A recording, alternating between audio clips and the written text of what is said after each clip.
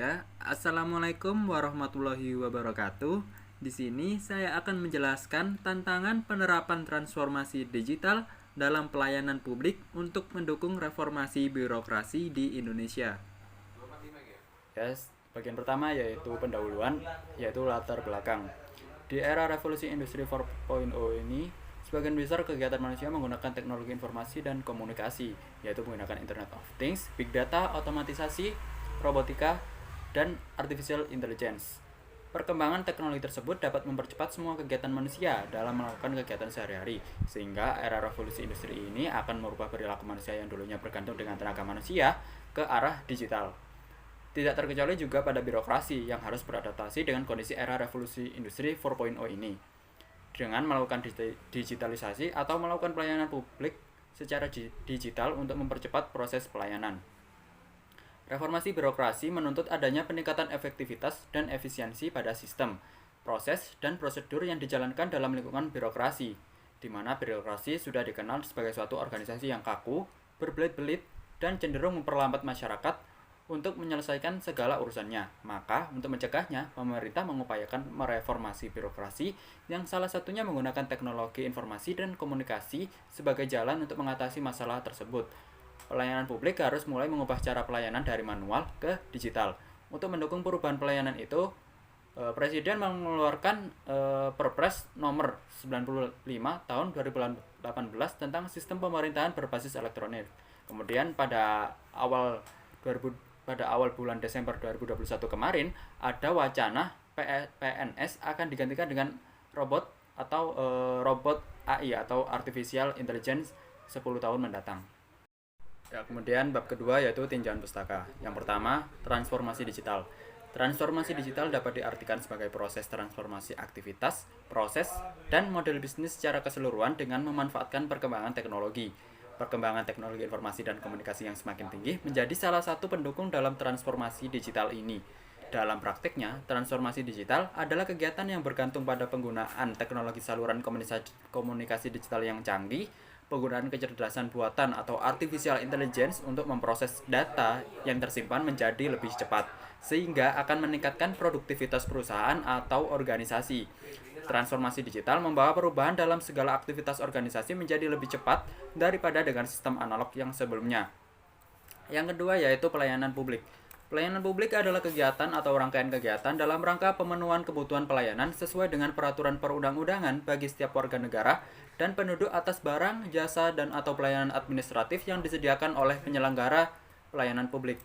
Siagian menyatakan bahwa pelayanan publik adalah aktivitas yang dilakukan untuk memberikan jasa-jasa dan kemudahan kepada masyarakat dengan mempertimbangkan beberapa aspek di antaranya. Yang pertama yaitu pelayanan publik berhubungan dengan kegiatan memberikan pelayanan kepada masyarakat sesuai dengan haknya. Yang kedua yaitu pelayanan yang diberikan berupa barang atau jasa yang vital. Yang ketiga yaitu adanya prinsip-prinsip efektivitas, efisiensi, dan penghematan dalam memberikan pelayanan kepada masyarakat. Kemudian yang ketiga adalah reformasi birokrasi. Reformasi birokrasi dilakukan pada kegiatan penyelenggaraan pemerintahan dan pelayanan publik yang bertujuan untuk mewujudkan lingkungan birokrasi yang profesional dan akuntabel. Reformasi birokrasi merupakan salah satu upaya pemerintah untuk mencapai good governance dan melakukan pembaruan serta perubahan mendasar terhadap sistem penyelenggaraan pemerintahan, terutama menyangkut aspek-aspek kelembagaan atau organisasi, ketata laksanaan, dan sumber daya manusia aparatur.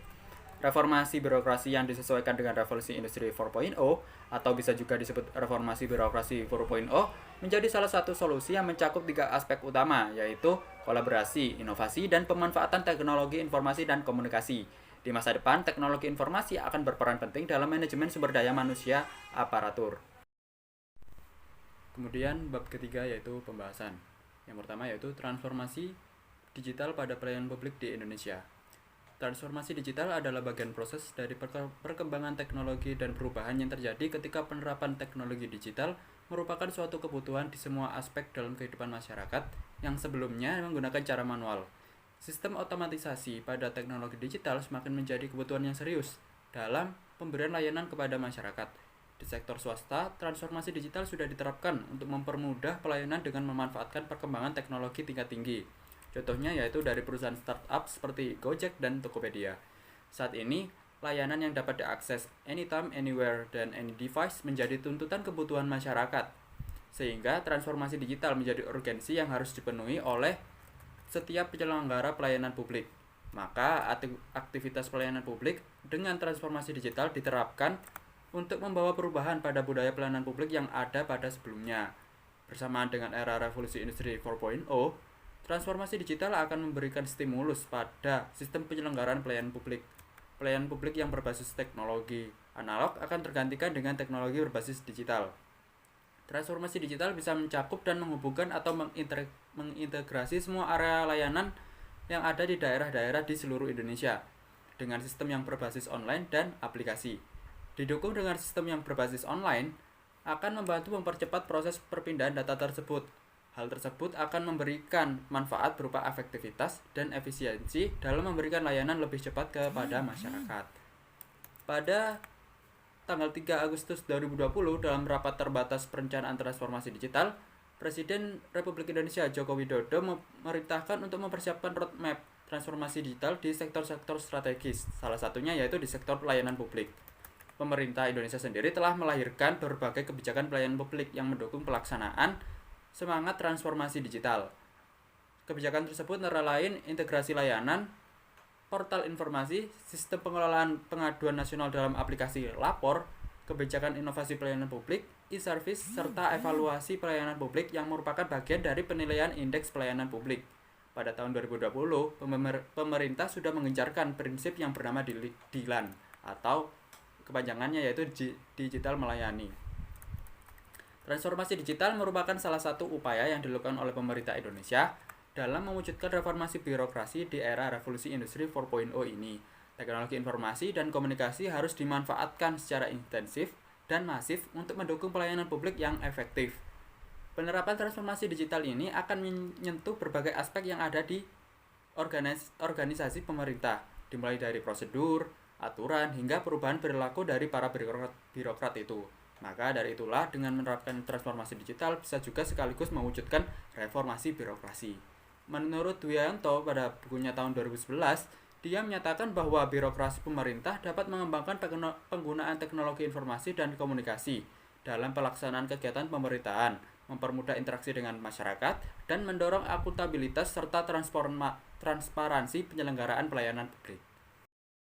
Pembahasan yang kedua yaitu tantangan yang dihadapi dalam penerapan transformasi digital di Indonesia. Yang pertama, terbatasnya infrastruktur telekomunikasi. Infrastruktur telekomunikasi di Indonesia masih belum menjangkau ke semua daerah yang ada di Indonesia. Pandemi COVID-19 memperlihatkan permasalahan tersebut belum terselesaikan hingga saat ini.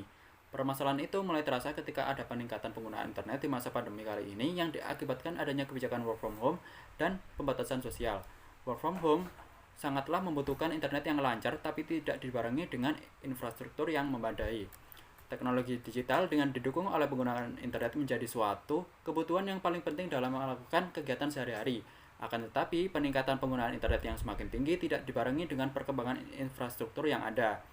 Indeks Internet Inklusif tahun 2020 berdasarkan hasil riset yang dirilis oleh The Economist Intelligence Unit, kecepatan internet seluler di Indonesia lebih lambat daripada rata-rata kecepatan internet seluler di negara Asia. Kecepatan download seluler di Indonesia menurut riset EU adalah 14 Mbps.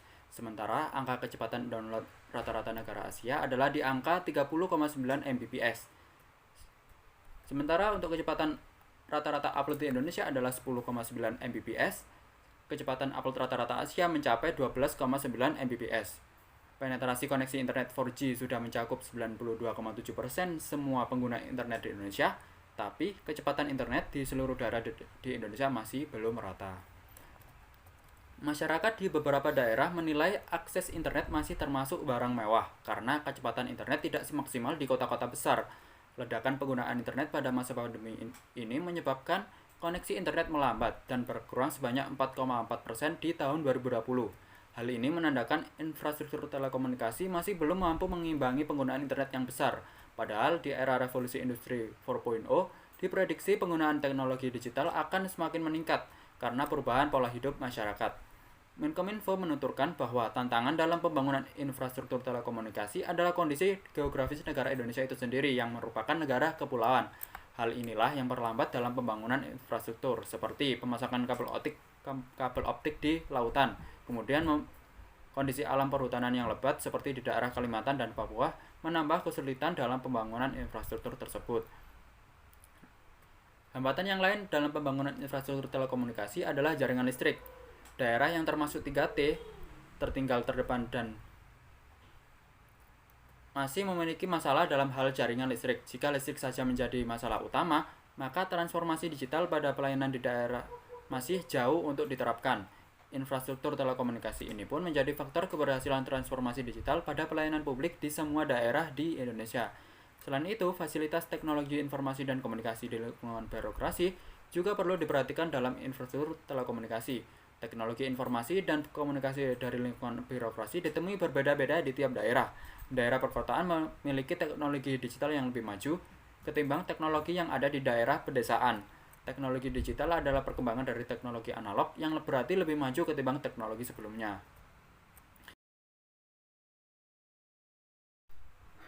Tantangan yang kedua yaitu kesenjangan digital yang terjadi pada masyarakat. Dalam penggunaan teknologi digital, terdapat kesenjangan digital yang terjadi pada kehidupan masyarakat. Pada dasarnya, kesenjangan digital berupa suatu gap antara kelompok masyarakat yang tidak dapat menikmati teknologi digital, yaitu mengakses internet sebagai alat untuk beraktivitas, bekerja, berkreasi, serta menikmati keuntungan yang didapat dari teknologi digital, yang mana terdapat kelompok masyarakat yang sama sekali tidak dapat merasakan itu karena infrastruktur yang sama sekali tidak terjangkau oleh teknologi tersebut, sehingga menimbulkan ketidakseimbangan dalam kehidupan masyarakat. Kesenjangan digital seolah-olah melahirkan dan memperburuk permasalahan kesenjangan yang telah ada sebelumnya, terutama di negara berkembang seperti di Indonesia dan daerah-daerah yang relatif tertinggal atau di daerah 3T, tertinggal, terdepan, dan terluar. Jika kesenjangan menurut beberapa aspek misalnya kepada sebuah kelompok, kesenjangan digital dapat dihubungkan dengan salah satunya perbedaan sosial ekonomi antara golongan kaya dan golongan miskin. Jika kepada suatu generasi, yaitu usia, misalnya si tua dan si muda, dan jika berdasarkan pada letak yang berupa tata letak geografisnya, misalnya pada daerah perkotaan dan pedesaan. Pada kesenjangan digital yang terjadi antara penduduk usia muda dengan penduduk usia tua, sebagian besar penduduk usia tua masih susah memahami bagaimana mengoperasikan aplikasi online. Hal itu terjadi karena terkadang ditemui penduduk usia tua kurang tertarik untuk mempelajari sistem digital. Mereka lebih memilih untuk menggantungkan diri pada pemuda yang lebih mengerti dan tertarik pada teknologi. Hal ini dapat ditunjukkan dengan tingkat penggunaan internet yang didominasi oleh pemuda. Berdasarkan survei Asosiasi Penyelenggara Jasa Internet Indonesia atau disingkat APJI tahun 2019 sampai 2020, penetrasi penggunaan internet di Indonesia oleh kelompok usia 15-19 tahun sebesar 91% dan sisanya tidak menggunakan internet. Pada kelompok usia 20-24 tahun sebesar 88,5% dan sisanya tidak menggunakan internet. Jika penduduk usia tua membutuhkan suatu pelayanan dari layanan publik, biasanya membutuhkan pengarahan lebih lanjut oleh pegawai birokrasi untuk mengoperasikan aplikasi online yang disediakan. Penduduk usia tua lebih memahami dan terbiasa menggunakan cara yang manual. Tingkat penggunaan internet yang rendah pada penduduk golongan usia tua juga bisa dikarenakan mereka penduduk usia tua lebih nyaman dengan penggunaan teknologi yang lama atau menggunakan cara manual. Teknologi yang lama seperti penggunaan gawai yang jadul tidak bisa mengoperasikan aplikasi digital karena gawai tersebut tidak bisa menjalankan sistem yang menggunakan internet. Sistem komunikasi yang digunakan pada gawai jadul hanya sebatas telepon dan SMS. Menurut CEO Telkom Group, Ririk Ardiansyah mengklaim pada tahun 2020 ada sekitar 30% masyarakat Indonesia belum menggunakan smartphone. Hal ini pastinya akan menyusahkan birokrasi untuk beralih ke penggunaan sistem digital, apalagi jika pengaruh usia ini juga mengena pada lingkungan birokrasi, di mana dalam lingkungan birokrasi juga terdapat beragam usia. Kesenjangan digital juga terjadi akibat kondisi perekonomian dan pendidikan. Penelitian yang dilakukan oleh Thomas pada tahun 2008 menemukan fakta bahwa anak-anak yang hidup pada tingkat sosial ekonomi rendah tidak mempunyai akses yang sama terhadap komputer dan internet jika dibandingkan dengan pelajar yang status sosial ekonominya lebih tinggi. Karena teknologi yang canggih juga bergantung pada biaya pembuatan dan harga jual. Teknologi yang memiliki spesifikasi yang tinggi cenderung dijual dengan harga yang lebih mahal daripada yang memiliki spesifikasi rendah. Beberapa aplikasi pun harus menyesuaikan dengan spesifikasi yang dimiliki oleh teknologi komunikasi yang seorang punya. Contohnya yaitu semua aplikasi di Play Store hanya bisa digunakan oleh sistem Android seri yang memadai atau seri yang tertentu. Jadi tingkat ekonomi akan menjadi suatu pengaruh yang besar dalam penggunaan suatu teknologi informasi dan komunikasi. Kemudian faktor pendidikan yang rendah juga mempengaruhi penggunaan komputer dan internet yang membutuhkan keterampilan dalam penggunaannya. Kebanyakan seseorang yang memiliki pendidikan rendah kurang memiliki perhatian pada teknologi digital, apalagi penggunaan bahasa pada teknologi digital yang jarang ditemui pada kehidupan sehari-hari, sehingga ketika memahami cara kerja suatu aplikasi membutuhkan waktu yang lama. Dalam masalah domain dan hosting pun membutuhkan biaya dalam pembuatan hingga pemeliharaannya. Kebanyakan orang pemerintahan ataupun masyarakat masih kurang memahami kedua hal ini, sehingga kebanyakan website yang sudah tidak terawat karena tidak terpelihara, dan ada pula yang tidak mempunyai website sama sekali. Ketidaktahuan atas kedua hal tersebut karena pendidikan tentang TIK hanya sebatas pada ketik-mengetik dan bertukar informasi. Jika semua masalah kesenjangan itu tidak bisa diatasi oleh pemerintah, maka ketika melakukan digitalisasi atau transformasi digital pada pelayanan publik yang berbasis pada aplikasi, susah diterapkan pada masyarakat. Kemudian tantangan yang ketiga adalah SDM aparatur sipil negara kurang memadai. ASN adalah ujung tombak dalam penerapan transformasi digital dan reformasi birokrasi. Dalam era reformasi saat ini, tuntutan masyarakat terhadap peningkatan pelayanan publik adalah sesuatu yang cukup beralasan dan tidak berlebihan. Pada transformasi digital diperlukan SDM yang memiliki literasi digital yang baik untuk menjalankan digitalisasi di pelayanan publik. Selain itu, ASN juga merupakan faktor yang diperhatikan dalam reformasi birokrasi yang diusung oleh pemerintah.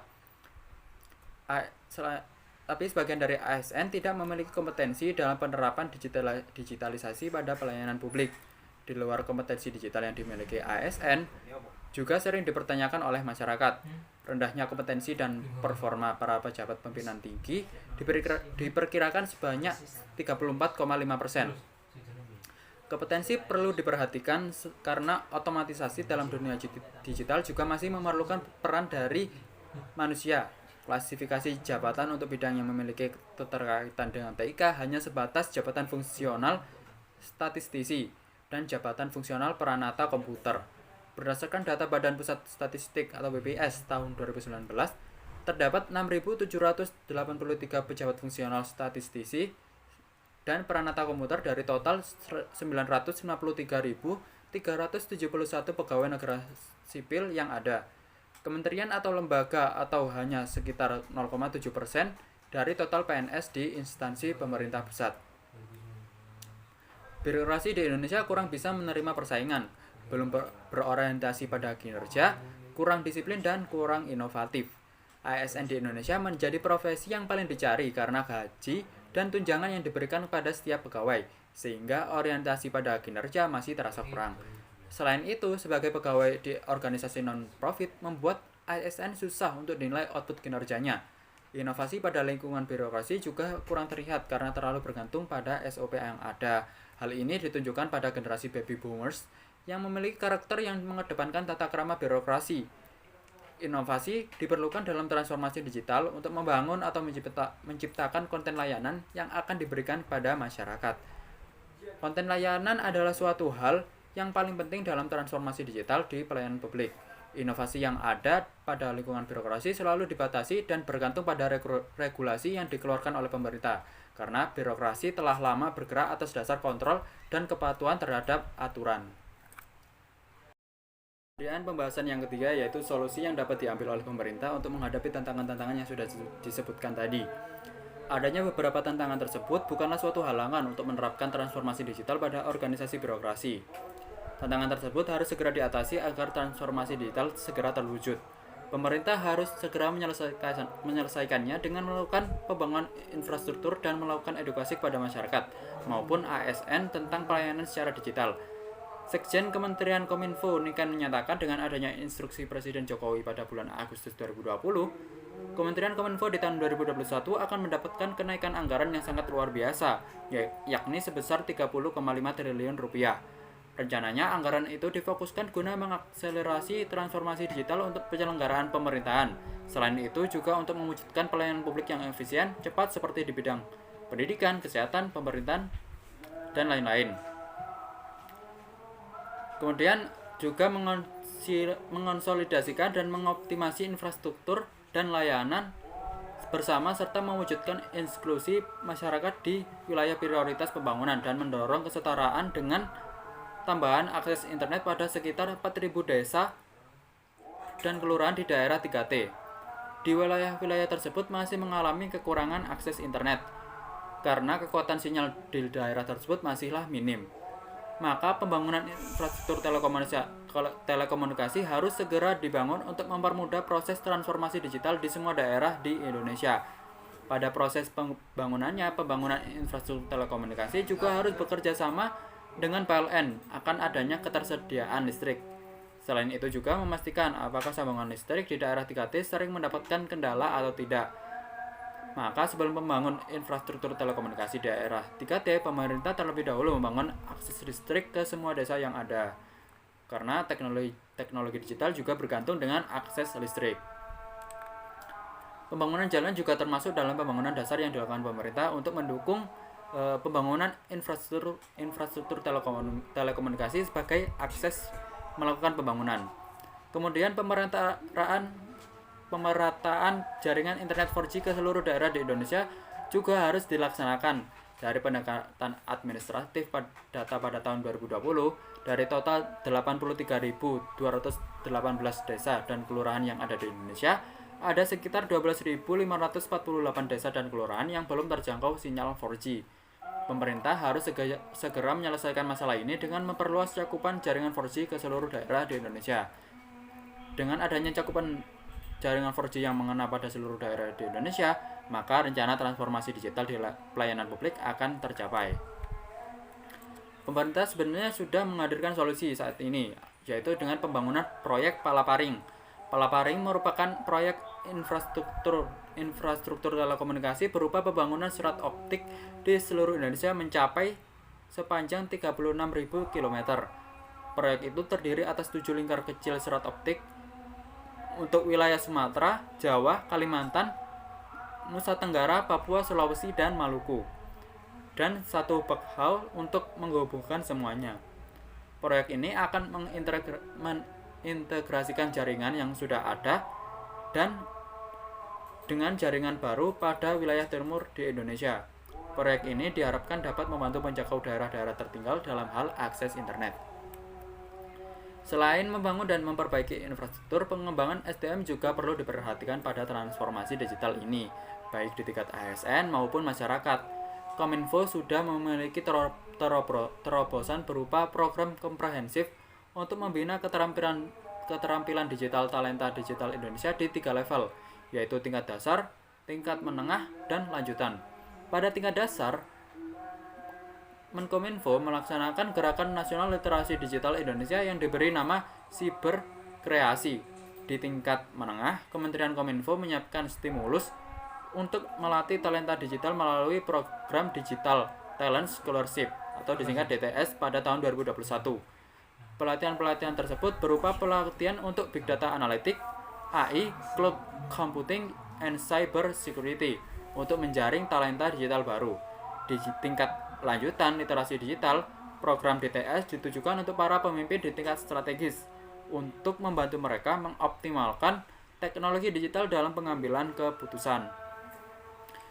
Literasi digital juga sudah diupayakan oleh pemerintah Indonesia. Salah satunya adalah dengan menerbitkan daftar unit kompetensi okupasi dalam kerangka kualifikasi nasional Indonesia bidang TIK pada tahun 2018 dengan tujuan menyediakan referensi kompetensi TIK yang dibutuhkan oleh pemerintah, industri TIK, perguruan tinggi, asosiasi profesi bidang TIK, dan lembaga-lembaga lain yang bergerak di bidang TIK. Pendidikan mengenai kompetensi TIK tersebut akan memberikan manfaat berupa peningkatan SDM yang memiliki kompetensi dalam dunia digital. Hal ini akan mengatasi permasalahan kekurangan talenta digital di tengah perkembangan digitalisasi di seluruh kehidupan manusia. Kemudian bagian yang terakhir yaitu kesimpulan dan saran. Untuk kesimpulannya, transformasi digital pada pelayanan publik adalah suatu strategi untuk merubah pelayanan publik ke arah yang lebih baik untuk mewujudkan reformasi birokrasi di era revolusi industri 4.0 saat ini. Dalam penerapannya, transformasi digital menghadapi beberapa tantangan yang berkaitan dengan terbatasnya infrastruktur di Indonesia, kesenjangan digital yang terjadi pada kehidupan masyarakat, dan SDM ASN yang kurang memadai. Solusi yang dapat diambil adalah dengan segera meratakan pembangunan infrastruktur dan memberikan pendidikan pada masyarakat terkait literasi digital. Kemudian pada bagian saran dari penulis adalah pemerintah harus segera mempercepat transformasi digital pada pelayanan publik akibat perkembangan revolusi industri 4.0 ini. Diharapkan semua organisasi pelayanan publik dari tingkat pusat hingga daerah dapat memanfaatkan teknologi digital. Pemberian literasi digital juga dapat diberikan pada kurikulum pendidikan di tingkat dasar dari SD sampai perguruan tinggi.